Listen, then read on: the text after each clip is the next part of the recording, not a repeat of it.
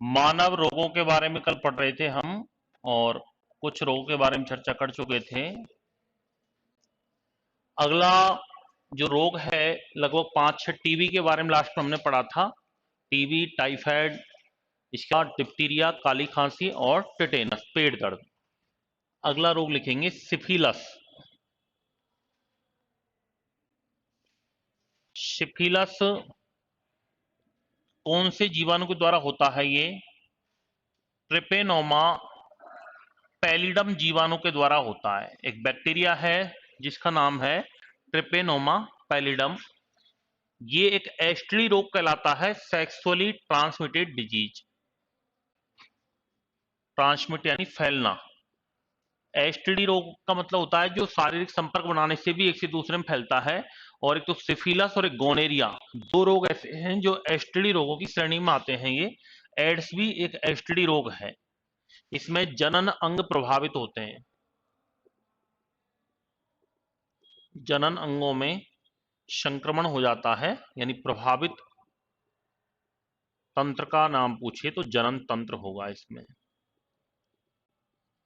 और एक होता है गोनेरिया। ये दोनों ही एसटीडी रोग हैं। गोनेरिया, गोनेरिया के जीवाणु की बात करें तो गोनेरिया का जीवाणु होता है नाइजीरियाई गोनेरियाई।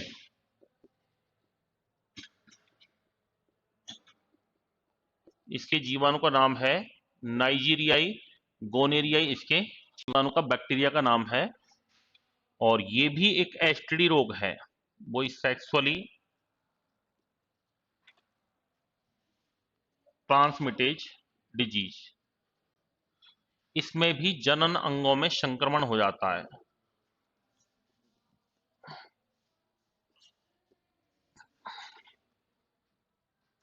एक रोग होता है कुष्ठ रोग है। डायग्नोसिस नहीं पूछा जाता आपसे। डायग्नोसिस में तो टैबलेट आती है, कैप्सूल आते हैं, इंजेक्शन आते हैं। नहीं, एक होता है कुष्ठ रोग। कुष्ठ रोग जिसको लेप्रोसी कहा जाता है, जिसको कोढ़ भी कहते हैं। कोढ़, कोढ़, कोढ़ के जीवाणु का नाम है माइकोबैक्टीरियम लेप्री। कोढ़ के जीवाणु का नाम क्या है? Mycobacterium leprae. ये कुष्ठ रोग में क्या होता है, इसमें अंगों की त्वचा विकृत हो जाती है, बिल्कुल ऐसे स्किन सड़ने लग जाती है, और बहुत ही ज्यादा संक्रामक रोग होता है, त्वचा विकृत होने लगती है। उस रोग को कहते हैं लेप्रोसी रोग। इसमें एक पद्धति से इलाज किया जाता है इसका, जहां जिसका नाम है एमडीटी। एमडीटी पद्धति से इसका इलाज किया जाता है। एमडीटी का पूरा नाम होता है मल्टी ड्रग्स ट्रीटमेंट। यानी इसमें 3 दवाइयां होती हैं, वो 3 दवाइयां एक साथ दी जाती हैं। इस चीज को एमडीटी पद्धति कहते हैं, जिसकी जीवानी का, दवाइयों का नाम है डेप्सोन,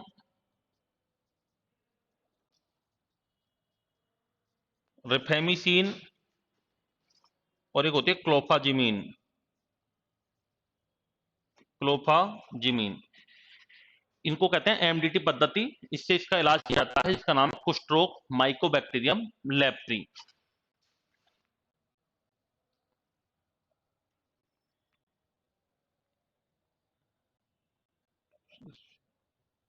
एक आता है इसके अंदर फोड़े फुंसी। अगला रोग, फोड़े फुंसी का जीवाणु का नाम है माइक्रोकोकस पायोजीन्स। माइक्रोकस पायोजीन्स। इस पर त्वचा पर फोड़े फुंसी निकलने लगते हैं।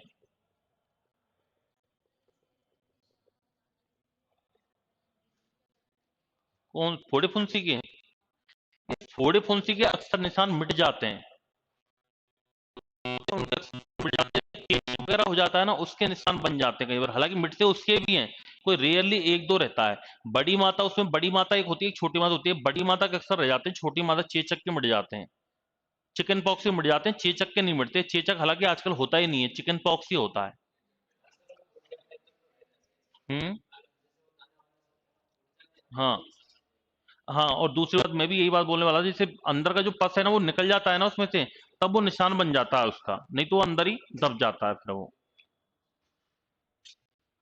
त्वचा पर फोड़े फुंसी निकलने लगते हैं।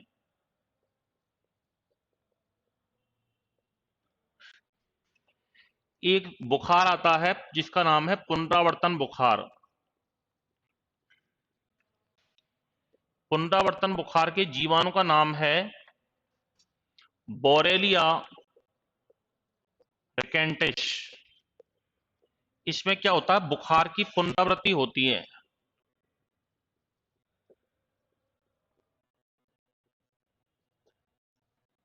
बुखार की पुनरावृत्ति होती है, उसको कहते हैं बोरेलिया रिकेंटिश या पुनरावर्तन बुखार, रिप्लेसिंग फीवर कहा जाता है।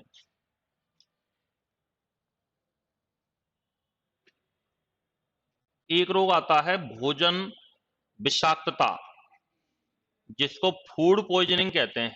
क्या कहते हैं? Food poisoning. और फूड पॉइजनिंग के जीवाणु का नाम है क्लोस्ट्रिडियम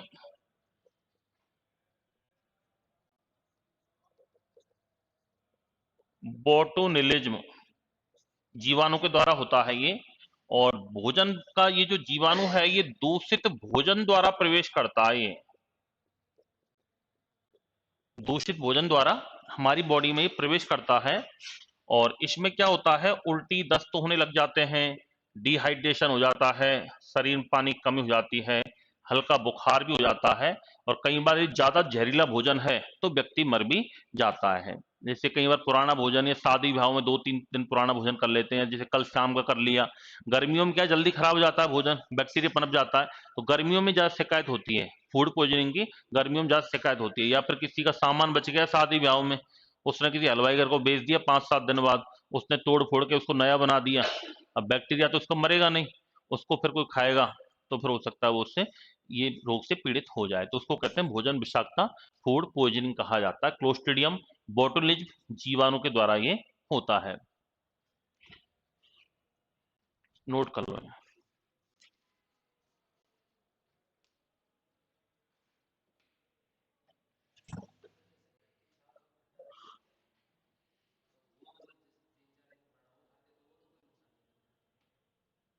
तो वो तो बैक्टीरिया फायदेमंद है हमारे बॉडी के लिए, लैक्टोबाइसिलस तो। हाँ तो ज्यादा पुराना, वही तो कह रहा हूँ, हर चीज भाई ऐसे तो अचार कभी खराब नहीं होता। अचार में क्या डालते हैं, बस तेल डालते हैं, तेल का भी फफूंद को पनपने नहीं देता। नमक डालते हैं, नमक क्या करता है, बैक्टीरिया को मारता है। और दूसरी बात, छाछ दही है, इसकी लैक्टोबैसिलस ऑलरेडी जीवाणु होता है, वो हमारे लिए लाभदायक होता है। छड़ाएगा कौन उसको, जीवाणु छड़ाएगा, उसके अंदर जीवाणु वो लाभदायक होता है। भाई कई बार जैसे बहुत ज्यादा पुरानी छाछ हो जाती है तो बदबू भी आने लग जाती है उसके अंदर। और छाछ में बदबू कब होती है, ज्यादातर मेन जो सड़ता है ना वो कार्बोहाइड्रेट सड़ता है। समझ लो, कार्बोहाइड्रेट सड़ता है।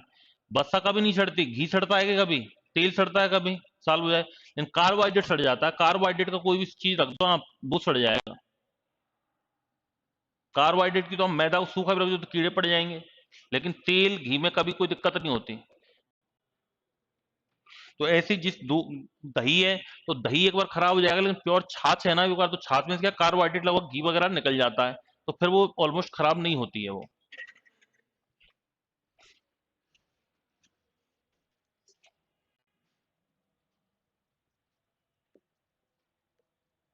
एक रोग होता है प्लेग। प्लेग के जीवाणु का नाम है पास्टोरेला टेस्टिस। पास्टोरेला टेस्टिस जीवाणु का नाम है इसका।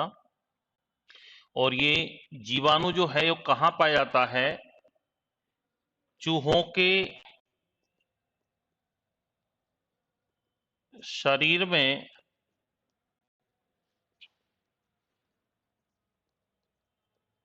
पाए जाने वाले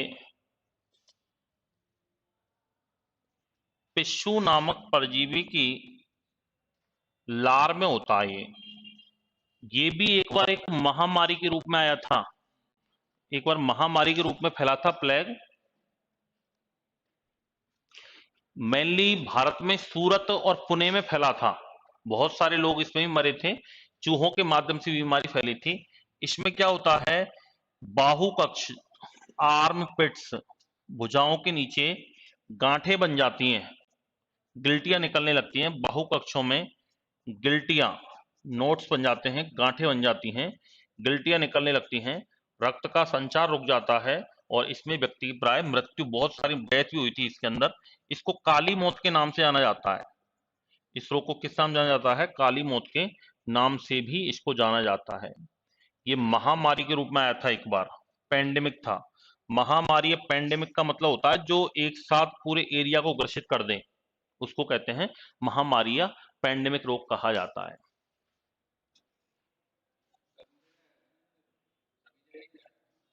हाँ, ऑलमोस्ट फैला था भाई, वैसे भारत सूरत और पुणे में ज्यादा फैला था ये। पिस्सू नामक परजीवी।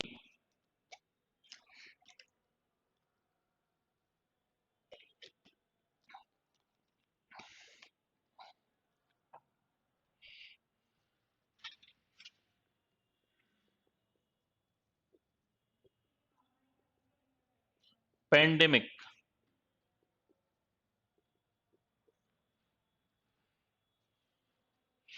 पेंडेमिक का मतलब महामारी जो पूरे एक बड़े क्षेत्र को प्रभावित करे, बड़े क्षेत्र को ग्रसित कर दे।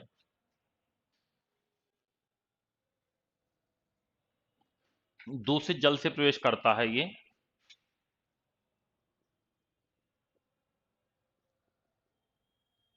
उल्टी दस्त होने लगते हैं इसमें, हैजा में।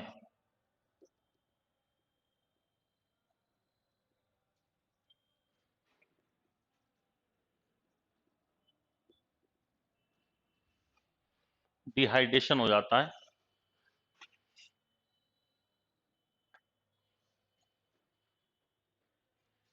इसमें ओआरएस का घोल पीना चाहिए।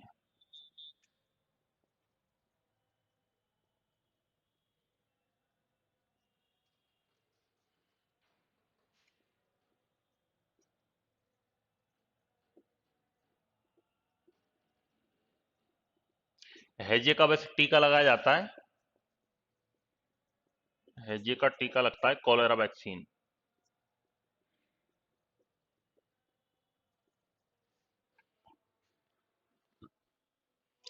Oral rehydration solution.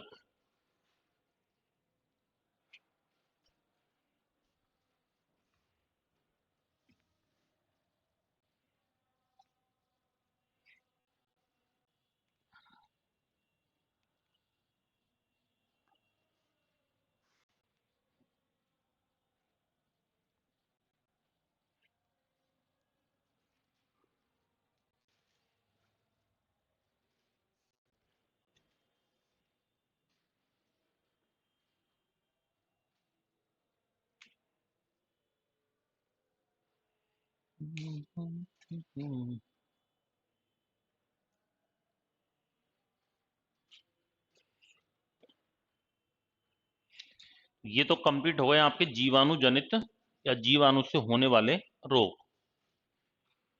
ये लिख लिया। अब लिखो वायरस जनित रोग, वायरस से होने वाले रोग या विषाणु जनित रोग, वायरल डिजीज।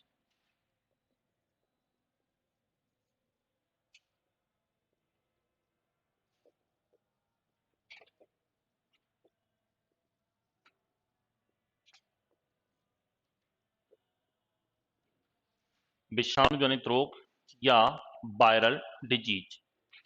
विषाणु जनित रोगों में, विषाणु यानी ऐसे रोग जो वायरस द्वारा होते हैं उनको वायरल डिजीज कहा जाता है। और पहला रोग लिखना है इसमें, एड्स। पढ़ते हैं पहले, इधर देखिए। एड्स का पूरा नाम क्या होता है? Acquired immuno deficiency syndrome. Syndrome का मतलब होता है रोगों की बहुलता हो जाती है, इसमें कई सारे रोग व्यक्ति को हो जाते हैं।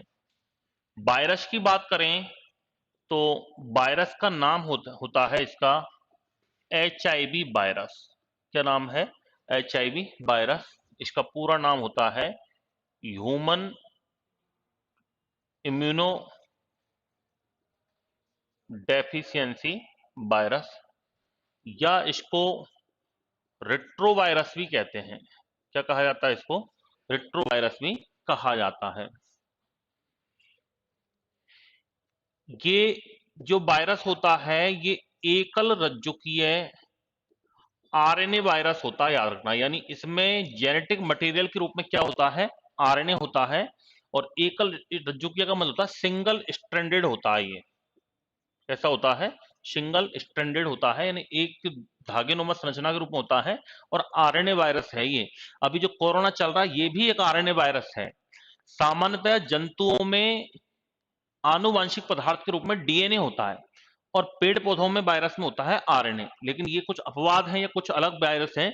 जैसे एक तो एचआईवी के अंदर आरएनए होता है, अभी जो कोविड चल रहा है उसके अंदर भी आरएनए होता है। जिसमें आरएनए वायरस होता है ना, आनुवांशिक पदार्थ आरएनए होता है, उसकी स्ट्रक्चर बहुत ज्यादा बदलती है, इसीलिए इनकी दवाई बनना इतना बहुत जल्दी संभव नहीं हो पाता। जैसे एचआईवी की दवाई आज भी सक्सेस नहीं है, दवाई तो है लेकिन वो इतनी है कि बस काम चलाने वाली। कोरोना की कहाँ है दवाई, बस यही है कि हाँ बस काम चलाने के लिए, बुखार को उतारने के लिए टैबलेट दी जा रही हैं, जो मन में आई वही प्रयोग कर रहे हैं। कई आज किसी के बारे में बता रही है गवर्नमेंट, कल डब्ल्यूएचओ किसी के बारे में बता रही है, परसों उसको बदल दिया। कभी किसी को देने पहले हाइड्रोक्सीक्लोरोक्विन दी थी, बीच में पैरासीटामोल खूब दी थी, फिर उसके बाद नई टैबलेट भी कई सारी आ गई थी। तो अपने हिसाब चल रहा था, मतलब कोई फिक्स पता नहीं कि अभी क्या है क्या नहीं है, कई सारी भ्रांतियां हैं। तो एकल रज्जु की है आरएनए वायरस होता है ये। इसके यदि हम टेस्ट की बात करें तो टेस्ट इसके लिए एक तो किया जाता है एलिसा टेस्ट। एलिसा का पूरा नाम है एंजाइम लिंक्ड इम्यूनो सॉर्बेंट ऐसे। क्या नाम है, एंजाइम लिंक्ड इम्यूनो सॉर्बेंट ऐसे। और ये प्राइमरी टेस्ट है, याद रखना ये। यानी इसके पॉजिटिव आने पर हम ये नहीं कह सकते कि ये व्यक्ति एचआईवी पॉजिटिव है। ये प्राथमिक परीक्षण है, ये इससे अकेले से पता नहीं लगता है। इसके लिए और भी टेस्ट किए जाते हैं, जैसे एक होती है सघन जांच, सघन टेस्ट। सघन जांच जो होती है वो डीएनए के लिए किया जाता है। किसके लिए करते हैं, डीएनए के लिए। एक इसके अंदर होती है नदन जांच। ये नदन जांच जो होती है ये आरएनए के लिए होती है। किसके लिए होती है, आरएनए के लिए। एक होती है इसके अंदर western blotting test. Western blotting जो होती है ये प्रोटीन के लिए होती है। इस वेस्टर्न ब्लॉटिंग को कंफर्मेशन टेस्ट कहा जाता है। यानी ये सारे टेस्ट जब पॉजिटिव आ जाते हैं ना तो लास्ट में इसको करते हैं, और ये पॉजिटिव आ गया तो ये मान लो व्यक्ति एचआईवी पॉजिटिव है। ये कंफर्मेशन टेस्ट है, ये प्राइमरी टेस्ट है, इसको प्राथमिक परीक्षण कहते हैं। इसके आधार पर 100% नहीं कह सकते कि कोई व्यक्ति एचआईवी पॉजिटिव है। फिर एक इसके लिए ब्लड टेस्ट भी किया जाता है, और ब्लड टेस्ट करते हैं इसमें CD4 सेल्स के लिए। एक विशेष प्रकार की सेल्स प्रभावित होती हैं इसमें हमारे शरीर में, जिसका नाम है CD4 सेल्स। और एक होता है इसके अंदर सलाइवा टेस्ट, लार परीक्षण। लार का भी परीक्षण करते हैं, यानी सभी जब पॉजिटिव आ जाते हैं ना तब पता चलता है कि हाँ कोई व्यक्ति एचआईवी पॉजिटिव है। इतने सारे टेस्ट किसी एचआईवी के लिए किए जाते हैं। इसमें यदि प्रभावित तंत्र की बात करें कि कौन सा तंत्र प्रभावित होता है, तो इसके अंदर हमारा प्रतिरक्षा तंत्र प्रभावित होता है। इम्यून सिस्टम प्रभावित होता है इसके अंदर। क्या प्रभावित होता है, इम्यून सिस्टम प्रतिरक्षा तंत्र, यानी रोगों से लड़ने की क्षमता इसमें खत्म हो जाती है। एड्स के मरीज को रोगों का घर कहा जाता है। एड्स का जो रोगी होता है इसको क्या कहते हैं, रोगों का घर कहा जाता है इसको। इसके एड्स के फैलने के कारण क्या है, एड्स के फैलने के कारण सबसे मेन कारण है मुख्य, वो है समलैंगिकता, जिसको होमोसेक्सुअलिटी कहा जाता है। यानी समान लिंगों के प्रति फिजिकल रिलेशन, समलैंगिकता। 80% कारण ये है एड्स का। दूसरा कारण है मादा से नर को ज्यादा होता है तुलनात्मक रूप से नर से मादा को। नर से मादा में भी जा सकता है, मादा से नर को भी हो सकता है। चौथा, गर्भस्थ माता से शिशु में भी जा सकता है। यदि माता प्रेग्नेंट है, माँ लेडीज प्रेग्नेंट है तो उसके बच्चे में भी जा सकता है, गर्भस्थ माता से शिशु में भी जा सकता है। इसके अलावा रक्ताधान द्वारा भी जाता है, ब्लड ट्रांसफ्यूजन। अगर किसी संक्रमित कोई व्यक्ति है उसका ब्लड किसी दूसरे में चढ़ा दें तो उसको भी एड्स हो जाता है। ये थोड़े दिन पहले आपने पढ़ा हो तो केरल की बात है, एक डॉक्टर एचआईवी पॉजिटिव आ गया था, तो उसने मतलब वो डिप्रेशन में आ गया, तो उसने क्या किया, खुद के ब्लड का इंजेक्शन लगभग 60-65 लोगों में लगा दिया फालतू में, उन सबको एचआईवी पॉजिटिव कर दिया। वो पकड़ा गया, वो जेल में है होने को, तो वो शायद अब छूट गए होगा होने को तो, लेकिन ये अखबार में आई थी बात, उसने 60% लोगों को अपने ब्लड का इंजेक्शन लगा दिया केवल डिप्रेशन में आने के लिए, मतलब कुछ भी कि चलो मैं तो हो ही गया, अब औरों को भी कर दो। तो ऐसे भी बेचारे बहुत इससे परेशान हो जाते हैं। रक्तदान द्वारा भी ये फैल सकता है। संक्रमित सुई द्वारा, कोई भी कोई एचआई पॉजिटिव व्यक्ति है, उसके अपन ने सुई लगा दी, उसी यदि निडल को अपन दूसरे स्वस्थ व्यक्ति के यूज में ले लेंगे, उससे भी ये वायरस ट्रांसफर हो जाता है। यानी संक्रमित सुई का पुनः उपयोग करने से भी ये फैलता है। संक्रमित सुई का पुनः उपयोग करने से फैल सकता है। जैसे कोई नशीला पदार्थ है, जैसे स्मोकिंग, सिगरेट है, एक एक में चार चार पी लेते हैं, जरूरी नहीं है उससे फैल जाए, लेकिन हो सकता है कि फैल जाए। वैसे साथ खाना खाने से बोलते हैं कि साथ खाना खाने से, उठने से, बैठने से ऐसे ट्रांसमिट नहीं होता है ये, लेकिन जो चीज मुंह में जा रही है तो मुंह के माध्यम से तो ये फैल ही सकता है, क्योंकि सलाइवा टेस्ट भी इसके अंदर किया जाता है, सलाइवा के अंदर भी इसके कुछ मॉलिक्यूल्स होते हैं। तो मेन कारण तो इसके ये है फैलने के कारण। संसार में एड्स की जो राजधानी है या कैपिटल जिसको कहा जाता है, वो युगांडा को कहा जाता है, अफ्रीका। युगांडा को संसार में एड्स की राजधानी कहते हैं। और भारत में एड्स की राजधानी कहा जाता है बॉम्बे को, इसको बॉम्बे डिजीज के नाम से भी जाना जाता है। भारत में एड्स की राजधानी कौन है? बॉम्बे है। सबसे पहले भारत में इसका पहला मरीज कहां मिला था? भारत में पहला रोगी मिला था इसका चेन्नई। और राजस्थान में कहां मिला था? राजस्थान में एड्स का पहला रोगी मिला था पुष्कर जी में, अजमेर। अजमेर में इसका पहला रोग मिला था पुष्कर जी में। और एड्स दिवस कब मनाते हैं? विश्व एड्स दिवस 1 दिसंबर को मनाते हैं। कब मनाते हैं? 1 दिसंबर को मनाते हैं। तो ये कुछ विशेष बातें हैं जो इसमें याद रखनी है। वायरस का नाम वगैरह है, आनुवांशिक पदार्थ आरएनए होता है, एकल रज्जुकीय होता है, ये टेस्ट वगैरह है इसके। इसके लिए एक दवाई भी बनाई गई थी, औषधि का नाम है, दवाई का नाम AZT, एजिडोथाइमिडीन। ये जो दवाई है ना, ये केवल वायरस की वृद्धि को रोकती है, ना कि समूल निवारण करती है। यानी एक तरह रोकथाम की है कि रुका रहेगा, लेते रहेंगे तो उससे थोड़ा बहुत कंट्रोल होता रहेगा, बाकी समूल निवारण नहीं करती है।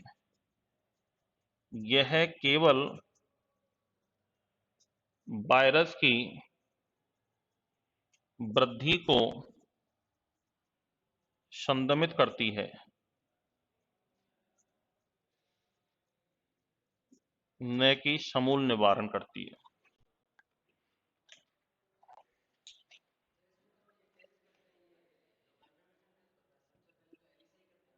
सबसे पहले तो एलिसाई करते हैं, अगर वो पॉजिटिव आया तो फिर अगला करते हैं। हम्म।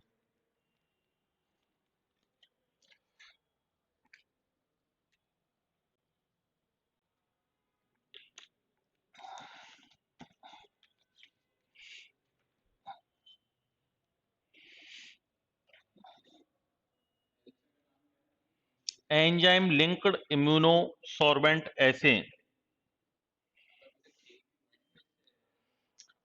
केवल देते हैं, बाकी ठीक का मतलब समूल निवारण नहीं है। जैसे बीपी है, बीपी क्या टैबलेट तो बहुत सारी हैं बीपी की, लेकिन निवारण थोड़ी है, कंट्रोल है बस वो।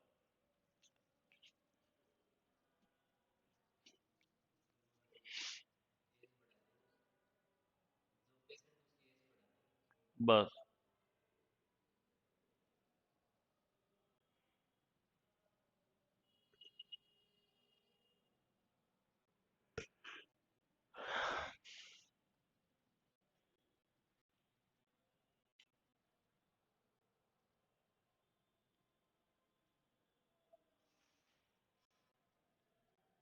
इसमें एड्स में WBC की संख्या कम पड़ जाती है, बताया था मैंने पहले, टी लिम्फोसाइट।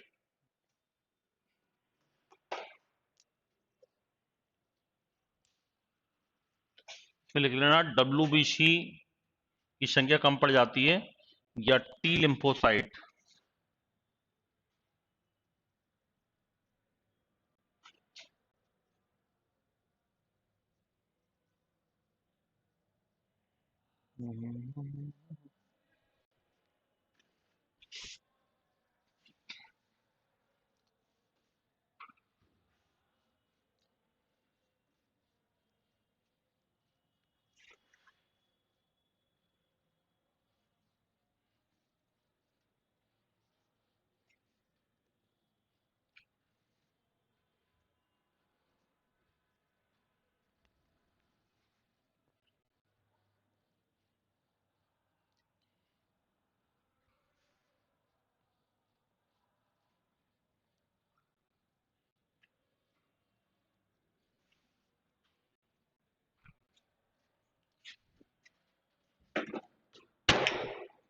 दूसरा रोग लिखना पोलियो।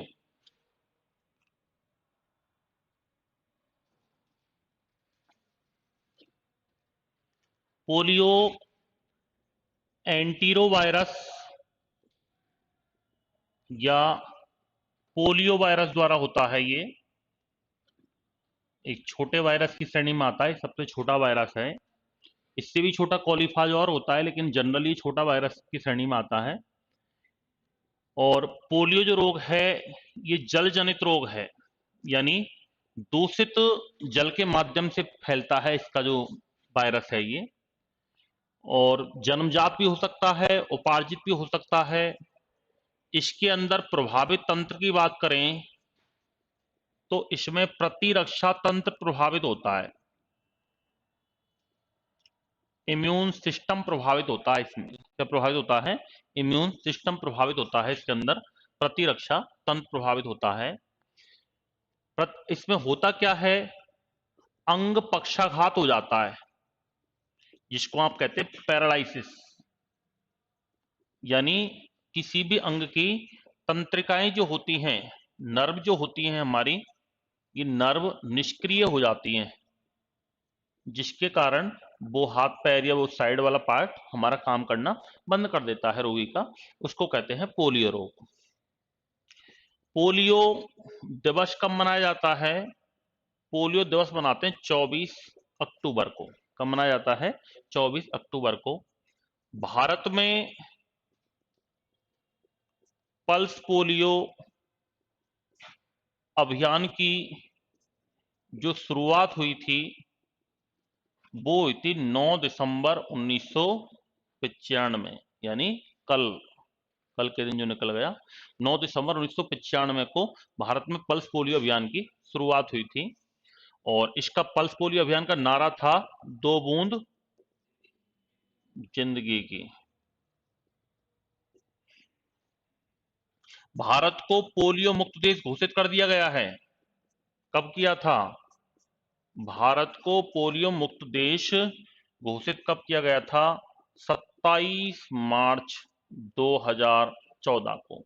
कब किया गया था? 27 मार्च 2014 को भारत को पोलियो मुक्त देश घोषित कर दिया गया है।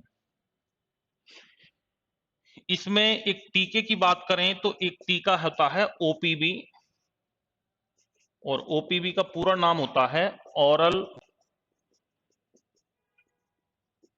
पोलियो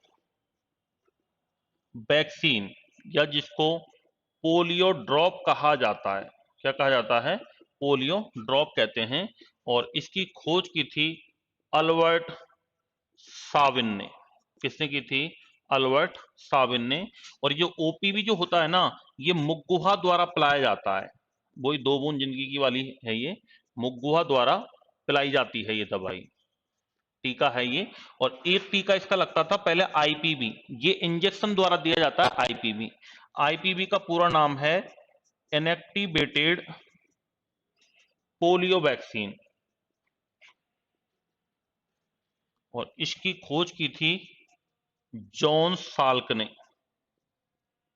इसकी खोज तो की थी जॉन साल्क ने।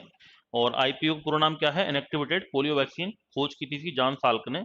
और इसको इंजेक्शन द्वारा दिया जाता है? हाँ लगता है ना, इंजेक्शन द्वारा दिया जाता है। जनरली ओपीवी पिलाया जाता है, ओरल पोलियो वैक्सीन। तो ये डेट वगैरह आपको याद रखनी है, ये डेट आपको याद रखनी है। दोनों क्या है? ये टीके हैं और जल जनित रोगों की श्रेणी में आता है। इसमें प्रतिरक्षा सॉरी, एक मिनट, गलत लिख दिया मैंने। ये तंत्रिका तंत्र प्रभावित होता है इसमें, नर्वस सिस्टम। नर्वस सिस्टम, तंत्रिका तंत्र प्रभावित होता है इसमें, नर्वस सिस्टम। क्योंकि तंत्रिकाएं निष्क्रिय होंगी तो तंत्रिका तंत्र ही प्रभावित होगा। देखो जनरली नहीं होता है, बाकी होने को हो भी सकता है। टीके के बाद होता क्या है कि जैसे पोलियो का वायरस चला भी जाता है ना, तो इतना प्रभावित नहीं करता फिर। भाई टीके का मतलब ये तो है नहीं कि रोग ही नहीं होगा। रोग तो हो सकता है भाई, कोरोना का टीका जिसने लगवा लिया उसको कोरोना हो तो सकता है, होता ही हो ही रहा है, लेकिन वो मर नहीं रहा। वो अधिकतर केस में मर नहीं रहा है बस। वो ज्यादा घातक नहीं होता है। उसके टीके में होता क्या है, जो वायरस है उसी का मृत वायरस डाला जाता है, जिससे वो एंटीबॉडी बना देता है उसके अंदर, कि भविष्य में कोई वायरस बॉडी में जाए तो उससे वो लड़ ले। ऐसे थोड़ी वायरस को पता थोड़ी रहता कि इसने टीका लगवा रखा है, इसके शरीर मत घुसो, वो तो जाएगा। बस वो इसको ज्यादा इफेक्टेड नहीं कर पाता, वो जैसे ही जाता है उसके अंदर, उसको पता चलता कि अरे यार यहाँ तो मेरे से लड़ने वाला है, तो वो फिर उसको थोड़ा सा दबा देता, मार देता है। सिंपल भाषा में ये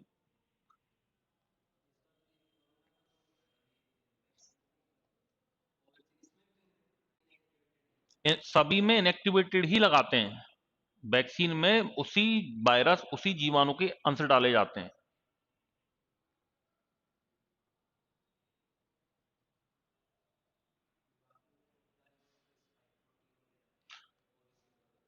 अब देखो, वैसे कोरोना का जो वैक्सीन है ना, ये वैक्सीन का एक तरह से इम्यूनिटी वो है, ये डोज इम्यूनिटी बूस्टर है ये एक तरीके से। भाई ये होने के बाद भी खूब पीड़ित हो रहे हैं लोग, इसका मतलब ये 100% सिक्योर नहीं है ये। हाँ, 100% सिक्योर नहीं है ये, तो एक तरह इम्यूनिटी बूस्टर है।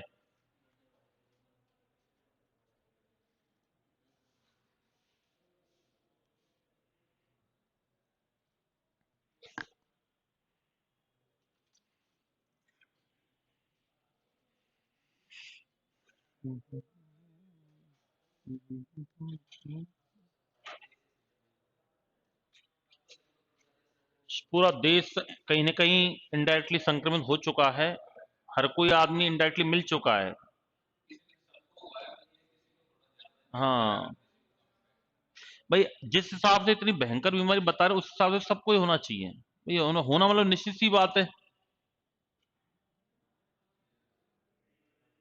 बाकी क्या है देखो, चलो।